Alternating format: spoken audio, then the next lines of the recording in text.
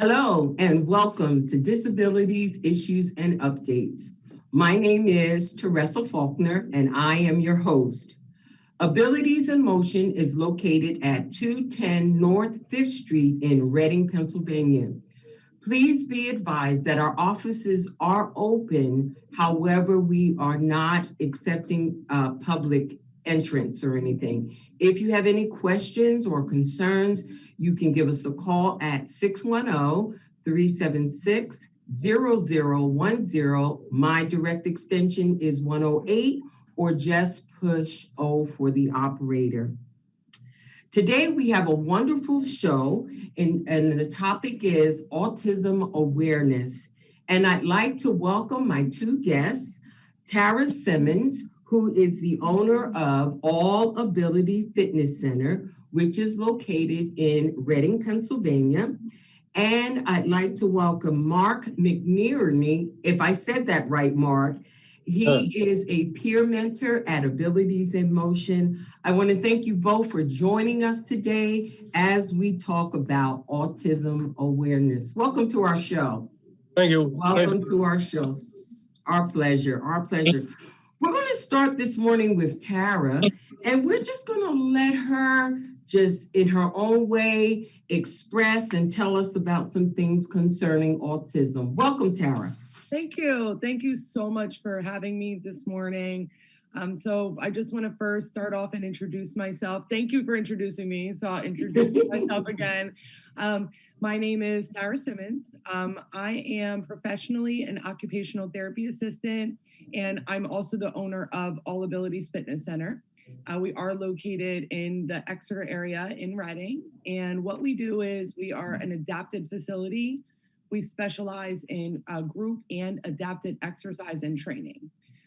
So throughout my years, I've been super fortunate to work with all ages and all abilities now for over a decade. And like me and Teresa were speaking before the show, I am genuinely happy with everything that I get to do every day. So I really appreciate the opportunity to be here and spread a little bit more for autism awareness. Wonderful. So I have been asked to share some very general information about autism. Certainly, I could talk for hours of my professional knowledge. And so I want to share some basic information. And then following, I did reach out to some families and caregivers for anything they wanted the public to know, and just some things that they wanted to say that people can be informed about. Okay. And I just want to say I am educated and I have professional knowledge and experience, but I want to be clear that a parent or a caregiver is the expert when it comes to their child and their family, and they should definitely be respected. As professionals, we are there to guide in decision making, but never judge. So just definitely want to make that very clear. And so to begin, I'll state real clearly that autism or autism spectrum disorder is a spectrum disorder. So what does that mean? It means that there is a broad range of abilities. So two children or adults with the same diagnosis can act very differently and have a wide range of abilities and challenges. Diagnostically, the criteria that has to be present may include challenges with social skills, such as a deficit in social communication or interaction, maybe repetitive behaviors, such as restrictive repetitive behaviors, interests, or activities, maybe some speech and language challenges with nonverbal communication. So kind of identifying those nonverbal cues. And again, while there may be a certain set of criteria for behaviors and challenges, children and adults can exhibit any combination of those to any degree and any severity. So the abilities of one person with autism may be completely different than another person. One person's strengths may be another person's challenges. And this can range significantly between someone who's highly skilled in many aspects intellectually to someone who may have an intellectual disability. And some people may be completely independent in the community, while others may need 24-hour care. So just want to really reiterate that point that A good friend of mine always says, if you've met one person with autism, you've met one person. And that could not be more true. And so what do services in the community look like? And I believe one of the best ways to get a great plan for your family is to establish a great team. And again, I've been told by families that it takes a village, right? It takes a village to raise a child. It takes a whole team and can be initially overwhelming, but getting people involved early on, if you have any concerns about your child's development, can really make a big impact on development and setting up this team uh, to help have success in your child's life. So when looking for different things that you may be concerned about, the Center for Disease Control does have a list. They have a lot of information that you can go through. So very briefly, I'd like to just give you a few things that you may look for if you think perhaps your child may have some challenges. So one of the things is not responding to their name by 1 year, not pointing to objects or showing interest by 14 months, not playing pretend games by 18 months, maybe avoiding eye contact or wanting to be alone, having trouble understanding other people's feelings or talking about their own, having delayed speech and language skills, perhaps maybe repeating words or phrases over and over again, giving unrelated answers to questions, maybe getting upset by minor changes in routine, having obsessive interests, having rapid and repetitive hand movements, rocking back and forth, spinning in circles, and maybe having unusual reactions to sensory stimulation like sound, smell, taste, look, or feel. So I totally cheated there and definitely have a list there so that I could read it off to you with the correct ages.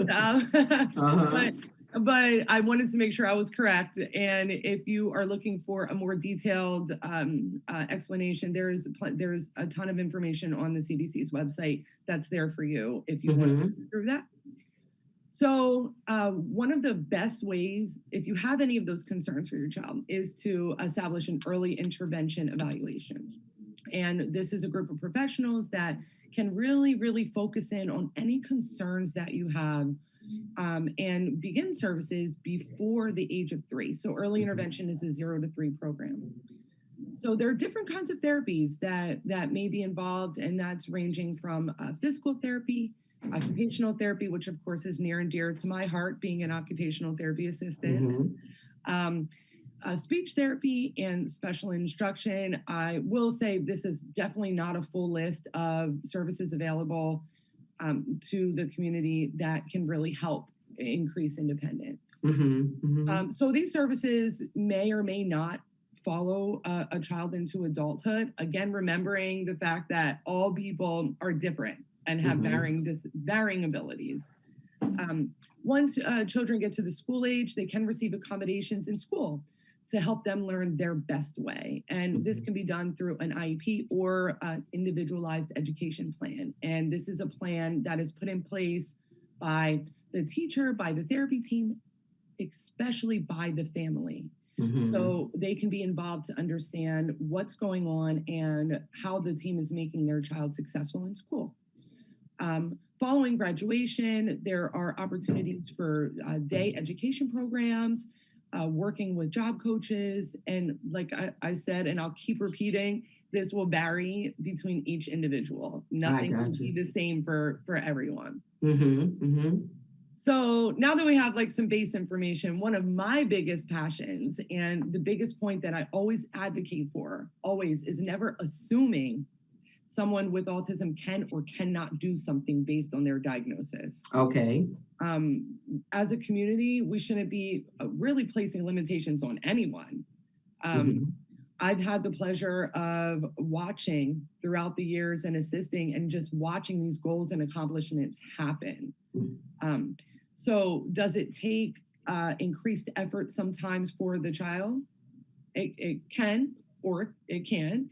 And does the task or the goal look different than expected, maybe, but that does not mean that we should place limits or judgments on anyone. Sounds good. Sounds good. At All Abilities, I've had firsthand experiences with what can happen if we're patient and offer accommodations and adaptions. And Sounds good. I think that is super important, not just in fitness, but in all aspects.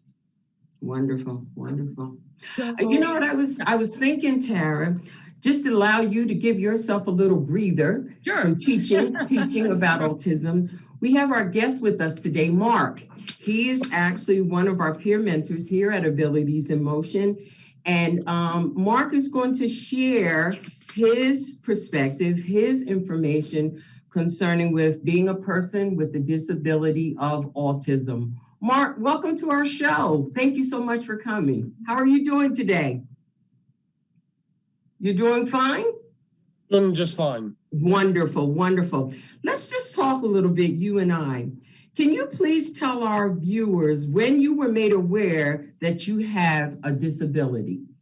I was around 5 years old, and I had trouble playing with others. Mm-hmm. I also didn't know how to I also just had to watch them. I just watched them play instead of being able to join in. Mm-hmm, mm-hmm. So that's when you were made aware of that disability. Yes. And at the time, did you understand what that would mean? No, I was far too young. Okay. And I didn't really know what was going on. Okay. I didn't know why I couldn't just join in and play with them. I didn't know why they didn't want to play with me. So your parents were aware of what was going on, but you were not aware. No, not at all. Wonderful. And how did your disability affect you when you went to school? I was bullied in school because of the fact that I just watched people instead of joining in. Mm-hmm. And never actually talked to people. I was just clammed up in a shell. And people and no one ever accepted me. Oh, wow. You know, we hear a lot about bullying today, and it's not a good thing. So there are some of us that can understand what that word bullying means. Can you tell me what kind of supports, or tell our viewers what type of supports you had while you were in school? In third grade, I finally got a social support group, autistic support group, a class that I could go in and out of. Mm-hmm. And I could go in under study, or even to have time to do my classwork. Mm-hmm. Mm-hmm. I also had social stories that could help me socialize better, to teach me how to socialize better. I also had extra time to learn, to take my test and learn more about the classes. Wonderful, wonderful. And so you graduated? Yes. Wonderful. Congratulations. Congratulations. Now, after school, I understand that you are now currently working. Do you enjoy your job, Mark? Yes. Let's talk about some of your accommodations that they give you at your job at the present time. I don't necessarily have accommodations, but except for breaks that they get hydrated. Okay, okay. One thing that I understood too, and I found out from your employer, that you actually train new hires. Is that correct? Yes, I don't do well in the heat, and I also get a chance to train the new people and before they go out there on the floor. Oh, wonderful. That is a wonderful support for others. Yes, my job fits me rather well because I get to move around instead of staying in one place. Okay, okay. And you enjoy your job? Yes. Wonderful. Mark, are you full or are you part-time at your job? I'm in between. You're in between. Wonderful. That's a good thing. That is good. I understand that, as I stated before, that you help new hires where you work at, but you're also a peer mentor at one of our groups here at Abilities in Motions, TTF. How do you enjoy doing that? I enjoy it very well. I get to I get to help people out. I get to I also get to help the students learn how to do the work. I also get a chance to get more attached and help them out a little bit better. I really enjoy it rather well. Wonderful, wonderful. That's so we talked a little bit this morning from when you were in school, when you were a child, when you grew to teenage, you graduate high school, and now you're a working individual. That's wonderful. So glad to hear that. What are some things you might do different than others? There's no right or wrong answer. Because you have autism, what are some of the things you do different than others, Mark? I read rather slow. I still have a little bit trouble. I still really slow. I have trouble understanding. Mm-hmm. It also took me a while to get sense of humor in order to laugh along with others. Okay. Mm-hmm. And it takes me a while to keep the conversation going. Oh, okay. Okay. Well, it doesn't seem that way to Tara and I. You're doing a wonderful job today, and we're so glad you're our guest. When you were talking, Mark, you said it takes you some time. Well, I'm there too. It takes me some time to respond back. So you're okay. You're okay. In this time in your life, Mark, what are some goals you have set for yourself? I want to help people medically with herbs and help them help them get better, helping them more with the use of medical herbs. Okay. I also want to work on get myself on the road so I can drive instead of people to take me. I also want to get more out there and help people more. Oh, it's wonderful. Well, I'm telling you, at the job where you're at, I can tell you, you are really helping individuals when they come into the store where you work at. Listen, again, I want to thank you for sharing your story, your perspective of dealing with autism and that particular disability. Mark, we appreciate you being here. I also heard something special about you. You threw out a baseball, didn't you? At one of the games? Did a what? Did you throw out a baseball or something at one of the games? I was able to, was a participant, one of the people who participated in the Special Olympics. I was able to throw the farthest. Oh, wonderful. Congratulations. Let's go back to Tara and let her share some more about her information concerning autism awareness. Thank you for being with us, Mark. Thank you for having me. Oh, my pleasure. Tara, back to you. Go ahead and continue with your conversation on awareness. Of course. Thank you, Mark. I think it's amazing that your family was involved very early on and was able to get those accommodations in place for you so that you could have success in your high school career and now as an adult. I think that's awesome. Thank you. You're welcome. You're welcome. So what I'd like to finish up with is just some comments from families and caregivers that I've had the privilege to work alongside for a very long time, and just information that they kind of wanted to share to get out there to maybe someone who doesn't know a lot about autism or is maybe working with someone with autism, and they wanted to share this information. So the first thing, and I think I've repeated this, Teresa, like 50 times, is that remembering that autism is a spectrum. That's okay. So it's incredibly vast, and we cannot box everyone together as the same.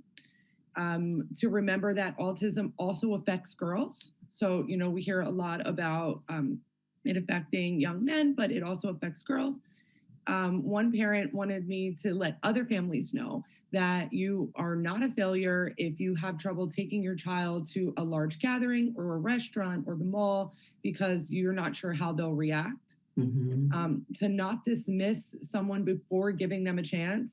I'm all about that one, absolutely, of all these things, but particularly not dismissing someone based on their diagnosis. to make sure other families know how to be an advocate. So when accommodations are being made, maybe like in the school system with an IEP, the family's on the front line with that to know what's going on.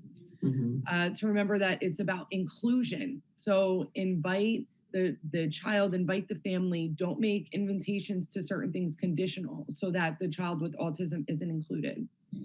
And to look for friends and a strong support system. Surround yourself with families who understand your specific situation. So just to wrap up, I want to add that abilities can vary. No two children or adults are the same. And it's important that we as a community grow and continue to offer inclusive opportunities and to be patient and understand that everyone's story is very unique to them. Wonderful. I was thinking about something when you were giving different perspectives about that. Mark, I wanted to ask you, were you invited to different events when you were younger? Were you able to go to parties and gatherings? How was that experience for you, Mark? I was allowed to go to the Special Olympics, and it was very fun. It was fun. So abilities in motion, and then I got the chance to become a junior mentor. Oh, okay. Do you go to parties and events now at this time in your life, Mark? I got to go to the one Halloween party of the of another social group. Did you enjoy that? It was very fun. Good, good. Were you dressed in costume for that event? Yes. What were you? I was a hunter. Oh, wonderful, wonderful. I wanted to ask Tara this question. I'm thinking about a parent who or a person who has a child with autism, and that child has been invited to a party, perhaps a party. How would someone handle that? They want to include, but they want the child to have a good time. How do you suggest that a person would handle an invitation to a person who would have autism? How would they deal with that? Sure. So I would think that the family would maybe ahead of time let the other family know that they may need, some type of accommodations, or that they may, if they have any sensitivities to light, to sound, or anything, that they can be upfront about that. But I would advise families to go at their comfort level. So if they, maybe they go for 10 minutes, or, maybe they are just very clear and open with who's hosting the party, that, that they're coming, and, there may need to be some accommodations made. So I would certainly encourage the family to go at their comfort level. At their comfort level. I know Abilities in Motion one time hosted a Halloween party, and it was sensitivity approach. Remember that, Mark? We had that party, and it was wonderful. They had more quiet things. We had to be very, lighting was a big concern. But I think overall, I know that was a wonderful event for persons who attended that Halloween event here at Abilities in Motion. Tara, we only have a few minutes left. I just wanted to let you know if you wanted to promote the gym, if someone is interested, what should they do? I will take you up on that opportunity. So if you are interested in any, we run private sessions for adaptive fitness as well as groups. So we're have that socialization component. And if you are interested in learning more, all of our information is listed on our website, which is allabilitiesfitnesscenter.com. And you can always feel free to give us a call at 484-219-6949, or send me an email at allabilitiesfitnesscenter@gmail.com. Once again, we want to thank you. Teresa Faulkner wants to thank you and Mark for being our guest today on autism awareness. Please be safe. Have a wonderful day. And again, thank you for being a part of our show. Bye-bye. See ya. Thank you.